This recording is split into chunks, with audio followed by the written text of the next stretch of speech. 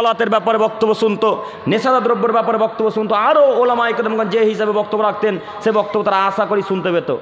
আমাদের এগুলো ব্যর্থতা, আল্লাহ আমাদেরকে এগুলো থেকে বিরত থাকার তৌফিক দান করুক, সকলে বলি আমিন।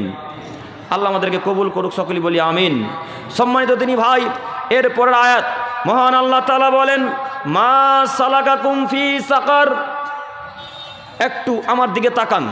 জাহান্নামীদেরকে যখন জাহান্নামের দিকে একত্রিত করে নিয়ে যাওয়া হবে, জাহান্নামীদেরকে যখন জাহান্নামের দিকে একত্রিত করে নিয়ে যাওয়া হবে, তখন যিনি জাহান্নামের গেটম্যান তিনি জাহান্নামীদেরকে উদ্দেশ্য করে প্রশ্ন করবেন। একটু জাহান্নামের যিনি গেটম্যান তার নাম কি? কে বলতে পারবেন? মালিক। কে বললেন? ও শেখ, আপনি বললেন কেন? আমি তো এদিকে বলেছি। জাহান্নামের গেটম্যানের নাম কি বললেন? মালিক। ইনি জিজ্ঞাসা করবেন, মা সালাকাকুম ফি সাকার। ও জাহান্নামবাসীরা তোমরা শোনো, তোমরা কেন জাহান্নামে এসেছো? কি অপরাধে তোমরা এই জাহান্নামে এসেছো? এত নিকৃষ্ট জায়গাতে কি পাপের কারণে এসেছো তোমরা বলো।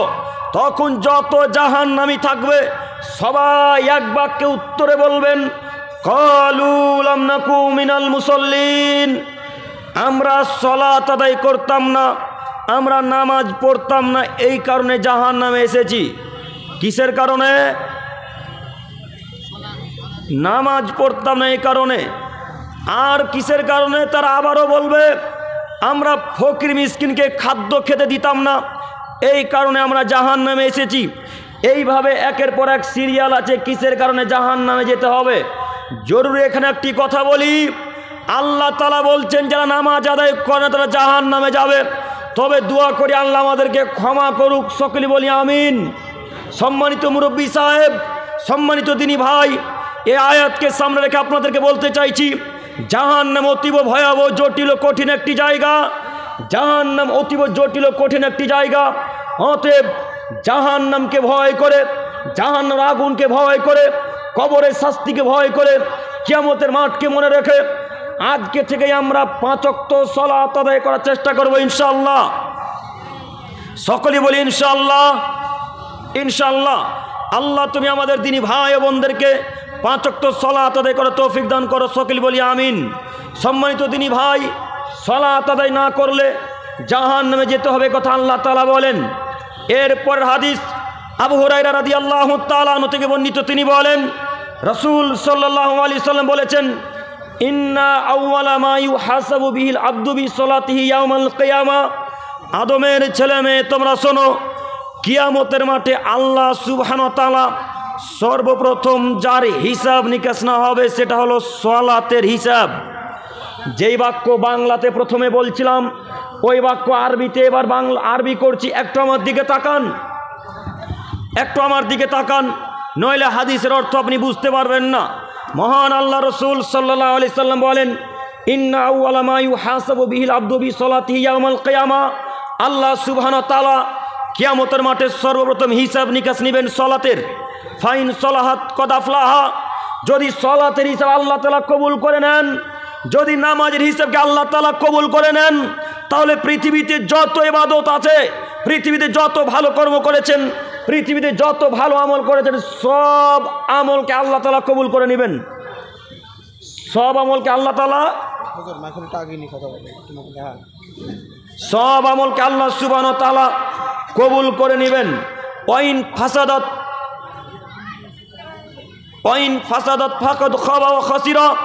আর যদি আল্লাহ সুবহানাহু ওয়া তাআলা সালাতের নেকিকে কবুল না করেন, সালাত যদি আল্লাহ তাআলা বাতিল করে দেন, কিয়ামতের মাঠে আল্লাহ তাআলা যদি সালাতের নেকিকে, সালাতের হিসাবকে এইভাবে ক্রস চিহ্ন মেরে দেন, তাহলে পৃথিবীতে যত আমল করেছেন, পৃথিবীতে যত ভালো আমল করেছেন, পৃথিবীতে যত সৎকর্ম করেছেন, সব সৎকর্ম আল্লাহ তাআলা বাতিল করে দিবেন, কেটে দিবেন। এই আমল আল্লাহ তাআলার দরবারে কবুল হবে না।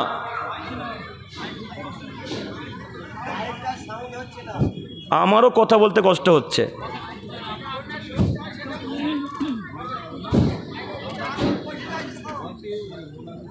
সম্মানিত, এবার ঠিক আছে। সম্মানিত উপস্থিতি, আমি বলতে চাইছিলাম সালাতের হিসাব আল্লাহ কবুল করলে সব ইবাদত কবুল করবে। আর সলাতের ইবাদত যদি আল্লাহ কবুল না করে তো কোনো ইবাদত আল্লাহ তাআলা কবুল করবেন না। একটু এবার আপনাকে আমি বলি, আপনি মনে করেন পিতা মাতার সাথে অতীব ভালো আচরণ করেছেন, অথবা ফকির মিসকিনকে আপনি অত্যন্ত সম্মান করেন, ফকির মিসকিনকে ভালোবাসেন। ফকির মিসকিনকে ভালোবাসা, ফকির মিসকিনকে সম্মান দিয়ে কথাবার্তা বলা ভালো কাজ, ফকির মিসকিনের সাথে ভালো আচরণ করা ভালো কাজ। এবার আপনাকে বলি, ফকির মিসকিনের সাথে ভালো আচরণ করার পর যে নেকিটা আল্লাহ তাআলা আপনার খাতাতে লিখেছিলেন, ফেরেশতা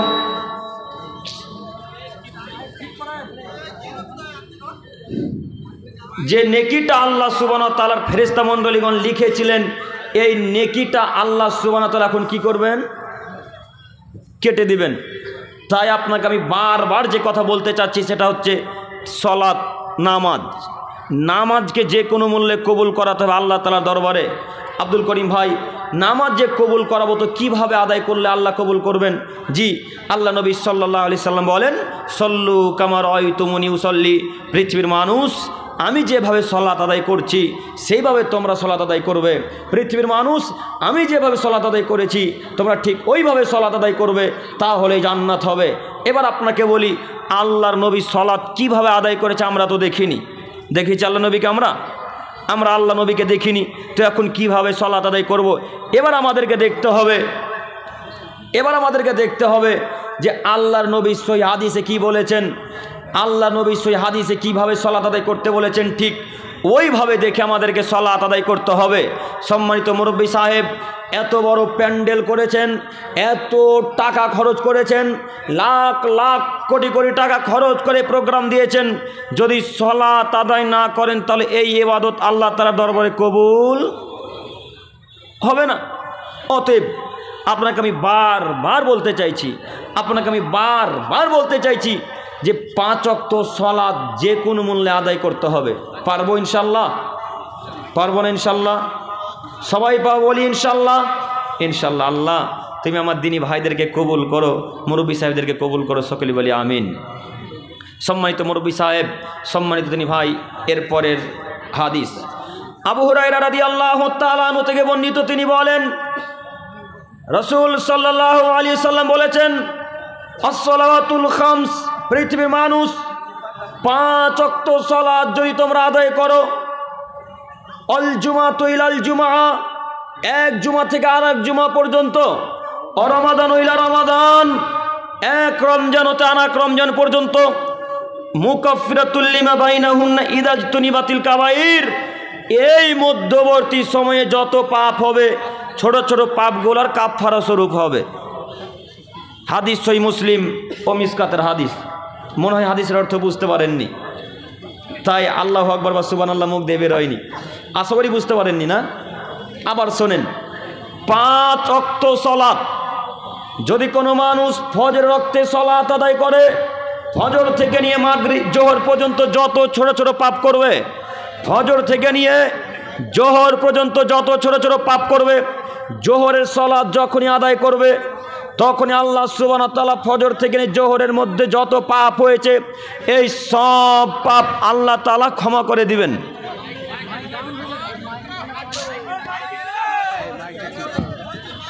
একটু আপনারা চুপেন, একটু আসতে।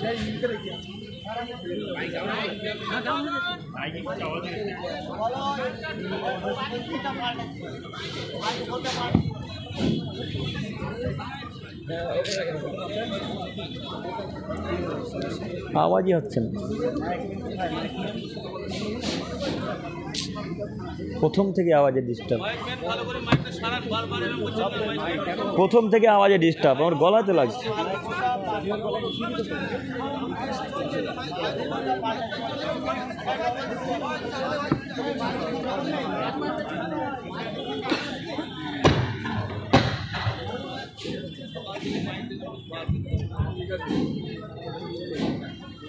সম্মানিত উপস্থিতি, এতবার মাইক খারাপ হলে কিভাবে কথা বলা যায়, তাই না? একটু এবার আমার দিকে তাকান। আমি বলছিলাম 5 ওয়াক্ত সলাত, ফজরের সময় কেউ যদি সলাত আদায় করে, ফজর থেকে নিয়ে জোহর পর্যন্ত যত ছোট ছোট পাপ করবে যখনই জোহরের সালাত আদায় করবেন তখনই ফজর থেকে নিয়ে জোহর পর্যন্ত যত পাপ হয়েছে এই সব পাপ ক্ষমা করবেন কে? আল্লাহ। জোহর থেকে আসর, এবার হাদিস বুঝতে পারেননি? আমার জোহরের সালাত থেকে নিয়ে আসর পর্যন্ত পাপ হয় না আমাদের? হয়তো। তো জোহর থেকে নিয়ে আসর পর্যন্ত যত পাপ হবে, আবার যখন আমরা আসরের সালাত আদায় করব তখন এই মধ্যবর্তী সময়ের গুনাহগুলো, ছোট ছোট পাপগুলো ক্ষমা করবেন কে? আল্লাহ। মাগরিব থেকে আসর থেকে মাগরিব, মাগরিব থেকে এসা, এসা থেকে ফজর, এইভাবে যদি আমরা কেউ 5 ওয়াক্ত সালাত 5 দৈনিক কন্টিনিউ আদায় করি, তাহলে আমাদের শরীরে, আমাদের আমলনামাতে ছোট ছোট পাপগুলো থাকতে পারে? থাকবে? থাকবে না। কিন্তু দুঃখের বিষয়, আমরা তো সালাতই আদায় করি না। কিভাবে আমাদের পাপ মোচন হবে? আব্দুল করিম ভাই, সালাতের মাধ্যমে ছোট ছোট পাপগুলো ক্ষমা হবে এ কথা বুঝলাম, কিন্তু যদি বড় পাপ হয়ে যায়, বড় পাপের ক্ষমা কিভাবে নিব? বড় পাপ যদি হয়ে যায় তাহলে এবার বিশুদ্ধ তওবা করে ক্ষমা চাইতে হবে। বিশুদ্ধ তওবা ছাড়া বড় পাপ ক্ষমা হবে না। আব্দুল করিম ভাই, বড় বড় পাপ কি একটু বলেন? অনেক বড় বড় পাপ আছে, তার একটি সহিহ মুসলিম মিসকাতের হাদিস বর্ণনা করি, তাহলেই বুঝতে পারবেন। আবু হুরায়রা রাদিয়াল্লাহু তাআলা আনহু বলেন, রাসূলুল্লাহ সাল্লাল্লাহু আলাইহি সাল্লাম বলেছেন, ইজতানিবুস সাবআল মুবিকাত, পৃথিবীর মানুষ তোমরা 7টি ধ্বংসাত্মক পাপ থেকে বিরত থাকবে। ক্বালু ইয়া রাসূলুল্লাহ সাল্লাল্লাহু আলাইহি সাল্লাম ওয়া মা হুন্না, আল্লাহ নবী সে 7টি পাপ কি একটু বলেন?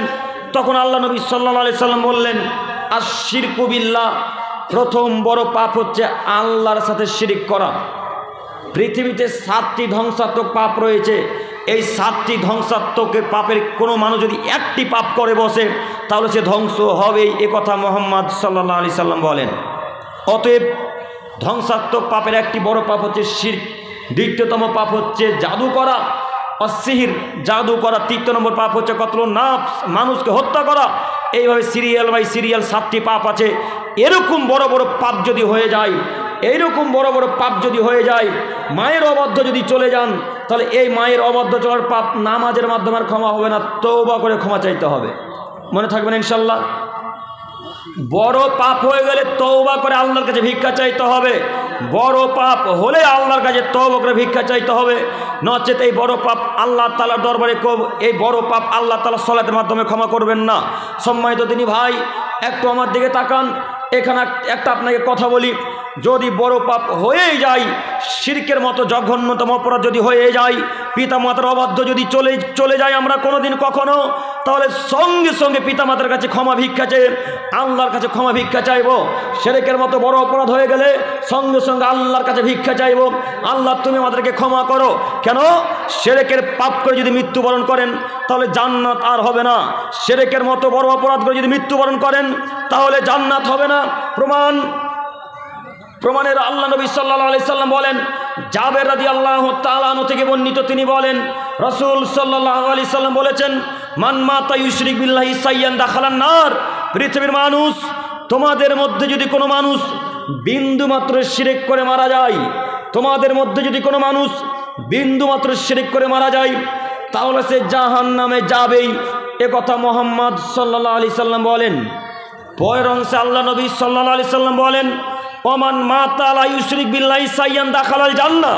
পৃথিবীর মানুষ, তোমাদের মধ্যে যদি কোনো মানুষ বিন্দু মাত্র শিরক করে না মারা যায়, বিন্দু মাত্র শিরক না করে যদি মারা যায়, তাহলে সে জান্নাতে যাবে, এ কথা মুহাম্মদ সাল্লাল্লাহু আলাইহি সাল্লাম বলেন।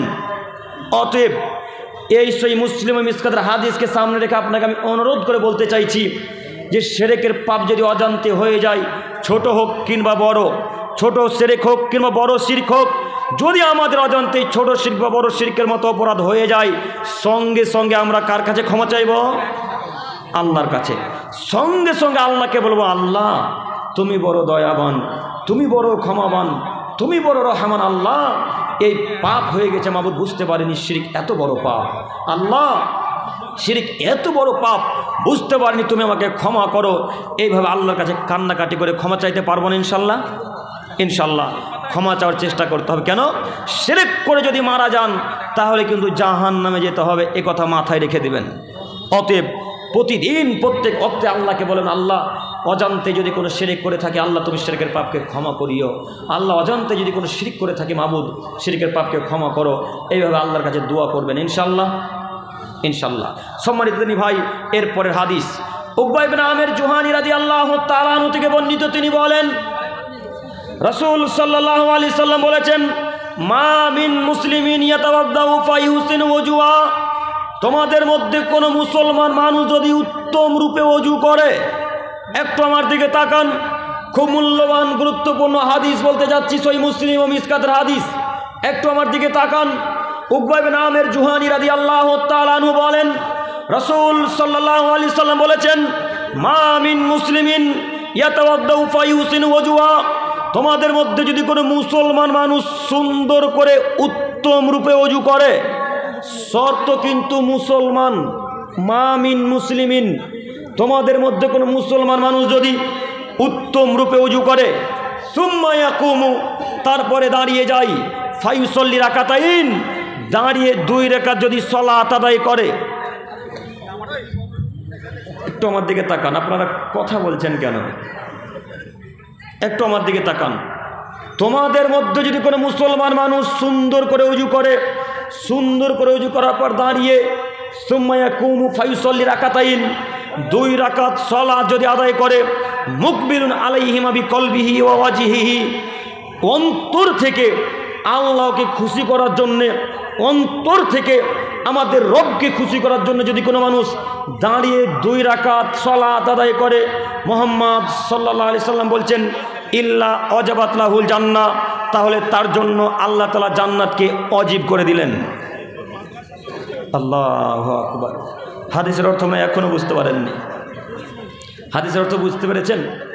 2 রাকাত সালাত কেউ যদি দাঁড়িয়ে আদায় করে, আব্দুল করিম ভাই, দাঁড়িয়ে আদায় করতে হবে। আমি প্যারালাইসিস রোগী, কিভাবে দাঁড়াবো? আমি তো দাঁড়াতে পারবো না। আপনি এখন শুয়ে শুয়ে বসে বসে আদায় করুন। আমরা যারা দাঁড়াতে সক্ষম, আমরা যারা দাঁড়াতে পারি, তাদের জন্য এই কথা বলা, বুঝেননি? আল্লাহ নবী বলছেন, এটা আল্লাহ রসুল সাল্লাল্লাহু আলাইহি সাল্লাম দাঁড়ানোর ফজিলত বলেছেন। তো আমরা প্যারালাইসিস, অনেক লোক অসুস্থ আছে, দাঁড়িয়ে সালাত আদায় করতে পারে না। চেয়ারে বসে কেউ আদায় করে, কেউ বসে বসে আদায় করে, কেউ আবার শুয়ে শুয়েও আদায় করে। সালাত আদায় করতেই হবে, তার এটাই প্রমাণ। শুয়ে আদায় করলেও করতে হবে, বসে আদায় করলেও করতে হবে, কিন্তু আদায় করতেই হবে যে কোনো মূল্যে। তো 2 রাকাত সালাত যদি কোনো মানুষ আল্লাহকে খুশি করার জন্য, অন্তর থেকে রবকে খুশি করার জন্য সালাত আদায় করে, তো মুহাম্মদ সাল্লাল্লাহু আলাইহি সাল্লাম বলেন, ইল্লা ওয়াজাবাত লাহুল জান্নাহ, তাহলে তার জন্য জান্নাত ওয়াজিব হয়ে যাবে। অতএব আমি আপনাকে অনুরোধ করে বলতে চাইছি, 2 রাকাত সালাত উত্তম রূপে ওযু করার পর ভালোভাবে আদায় করুন, আল্লাহকে খুশি করার জন্য আদায় করুন, আল্লাহ আমাদেরকে জান্নাত দিবে। এখানে জরুরি একটি প্রশ্ন, আমরা 5 ওয়াক্ত সালাত আদায় করি না আব্দুল করিম ভাই, কিন্তু যারা 5 ওয়াক্ত আমরা সালাত আদায় করি না, ওই লোকটা যদি 2 রাকাত সালাত আদায় করে, তাহলে কি সে জান্নাতে যাবে? কথা প্রশ্ন বুঝতে পারেননি কি? মনে করেন আমি 5 ওয়াক্ত সালাত আদায় করি না, আমি হাদিসের অর্থ বুঝতে পেরে গেছি যে 2 রাকাত নামাজ আল্লাহকে দেখানোর জন্য কেউ যদি আদায় করে, তো তার জন্য জান্নাত ওয়াজিব হয়ে গেল। তো আমি 5 ওয়াক্ত আদায় করব না, শুধু 2 রাকাত আদায় করব, এই কথা বললে এখন চলবে? চলবে? ওই আর একটা হাদিসের মতো ওমর ইবনে রুয়াইবা রাদিয়াল্লাহু তাআলা আনহু বলছেন, আল্লাহ নবী সাল্লাল্লাহু আলাইহি সাল্লাম বলেছেন, লাইয়ালিজান নার আহাদুন সাল্লা ক্বাবলা তুলি শামসি ওয়া ক্বাবলা গুরুবিহা, তোমাদের মধ্যে যদি কোনো মানুষ সূর্য ওঠার আগের সালাত এবং সূর্য ডোবার পরের সালাত যদি কেউ আদায় করে, তাহলে তার জন্য জাহান্নামে হারাম, সে জাহান্নামে যাবে না, সে জাহান্নামে যাবে না। লাইয়ালিজান নার আহাদুন সাল্লা ক্বাবলা তুলি শামসি ওয়া ক্বাবলা গুরুবিহা, সে জাহান্নামে যাবে না। ওই ব্যক্তি যে আসরের সালাত আদায় করবে এবং যে ফজরের সালাত আদায় করবে, সে লোকটা জাহান্নামে যাবে না। জাহান্নাম হারাম, এই কথাটা ভুল বললাম, বেরিয়ে গেছে, নাউজুবিল্লাহি মিন জালিক। জাহান্নাম হারাম এ কথাটা আল্লাহ নবী বলেনি, তিনি বলেছেন লাইয়ালিজান নার আহাদুন। তার মানে আল্লাহ নবী বলতে চাইছেন কখনোই জাহান্নামে যাবে না কে? যে আসর এবং ফজরের সালাত আদায় করবে। এখানে একটা হাদিস, আর একটা হাদিস বলে তারপরে 2টা হাদিসের ব্যাখ্যা। আবু মুসা আশআরী রাদিয়াল্লাহু তাআলা আনহু বলেন, রাসূল সাল্লাল্লাহু আলাইহি সাল্লাম বলেছেন, মান সাল্লাল বারদাইন দাখালাল জান্নাহ, যদি কোনো মানুষ 2 ঠান্ডার নামাজ আদায় করে, যদি কোনো মানুষ 2 ঠান্ডার সালাত আদায় করে, তাহলে সে জান্নাতে যাবেই। 2 ঠান্ডা মানে এই শীত নয়, 2 ঠান্ডা মানে আসরের সালাত এবং ফজরের সালাত। আসরের সালাতকে ঠান্ডা বলা হলো কেন? সূর্য ঢলে যায় তার জন্য, তাই তো? দুই ঠান্ডার সলাৎ কেউ যদি আদায় করে তাহলে সে জান্নাতে যাবে। এবার এই হাদিসটাকে যদি আপনি এইভাবে নেন যে আমি শুধু আসরের নামাজ পড়ব আর ফজরের পড়ব, জোহর বাদ, মাগরিব বাদ, এশা বাদ, তাহলে চলবে? তাহলে চলবে? চলবে না। 5 ওয়াক্ত সলাতই আপনাকে আদায় করতে হবে। ঠিক ওই হাদিস, এই হাদিসের মতোই তিনি বলছেন 2 ওয়াক্তের সলাত কেউ যদি সঠিকভাবে আদায় করে রবকে দেখানোর উদ্দেশ্যে, তাহলে তার জন্য জান্নাত অজীব হয়ে যাবে। কালকে সকালবেলায় চায়ের দোকানে গিয়ে বলিয়েন না যে আব্দুল করিম বিন আমিনুল ইসলাম জঙ্গিপুর থেকে এসে বলে গেছে 2 রাকাত নামাজ পড়লেই জান্নাত। এটা বলেছি কি? এটা বলিনি। ভুলভাল কথা আমার ব্যাপারে বলবেন না, এইভাবে কথা বলিনি। আমি আপনাকে বলেছি 5 ওয়াক্ত সলাত আদায় করার পর যদি 2 রাকাত সলাত আদায় করতে হয়, তাকে 5 ওয়াক্ত সলাত আদায় করতে হবে, তারপরে জান্নাত হবে ইনশাল্লাহ। আল্লাহ আমাদেরকে বুঝার তৌফিক দান করুক, সকলে বলি আমিন। সম্মানিত তিনি ভাই, সময় শেষ, আমি আর বক্তব্য লং করতে চাইছি না। আজকের আলোচনার শেষ কথা, আমি আপনাদেরকে জরুরি ভিত্তিতে যে কোনো মূল্যে বারবার যে বিষয়টা দেখানোর চেষ্টা করেছি তার নাম সালাত। আমি আপনাদেরকে যে বিষয়টা বারবার বোঝাতে চেয়েছি তার নাম হচ্ছে নামাজ। আজকে আমরা এখানে হাজার হাজার মানুষ উপস্থিত, হাজার মানুষ উপস্থিত। আমরা আজকে এখানে ওয়াদাবদ্ধ হয়ে যাব ইনশাল্লাহ, আজকে থেকে কখনো আর সালাত ত্যাগ করব না ইনশাল্লাহ। পারবো না বলতে ইনশাল্লাহ? সকলেই বলি ইনশাল্লাহ। ইনশাল্লাহ। আল্লাহ তুমি আমাদের সমস্ত দিনী ভাই ও বোনদেরকে 5 ওয়াক্ত সালাত আদায় করার তৌফিক দান করো, সকলেই বলি আমিন। পরিশেষে দোয়া করি, হে প্রভু দয়াময়, আমি সহ এতক্ষণ যে আলোচনা শুনলাম, আল্লাহ সেই মোতাবেক যেন আমরা আমল করতে পারি, সেই তৌফিক দান করো, সকলেই বলি আমিন। পরিশেষে দোয়া করি, হে প্রভু দয়াময়, আমাদের মধ্যে যারা ইহকাল ছেড়ে পরকালে পাড়ি দিয়েছে মাবুদ, তুমি তাদের কবর আযাবকে মাফ করে জান্নাতুল ফেরদাউস দান করো, সকলেই বলি আমিন। পরিশেষে দোয়া করি, হে প্রভু দয়াময়, তুমি আমাদের সকলেরই সালাতকে কবুল করে নিয়ে আমাদের সকলকে তুমি জান্নাতুল ফেরদাউস দান করো, সকলে বলি আমিন।